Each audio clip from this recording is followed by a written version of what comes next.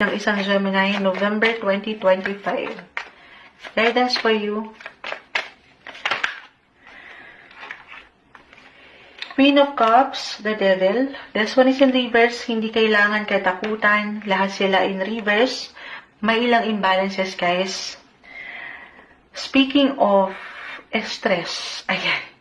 Na-mention mo kasi yung stress. Iiwas kayo sa ilang negativity, negative energy, ilang demonyo. Ayan, the devil. Yung ilang unhealthy, hindi naman tayo perfect eh. So, may ilang imbalances or ilang relapses na okay lang naman. November 2025, best month ito to recharge your energy, guys. Again, hindi isang medical advisor si Moonchild. Sa part na ito, kayo po ang higit na makapagsasabi. Listen to your body. Kasi isa lang yung nakikita kong message niyan. Pagdating sa health, physically, mentally, emotionally, pakiramdaman po ang inyong mga sarili. Listen to your body.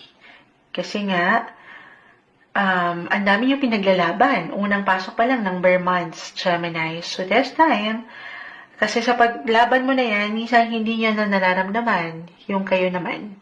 Okay, baka kinukulang na pala kayo. Dalawa lang to. It's either nakukulangan, nasasobrahan sa ilang bagay. Ayan.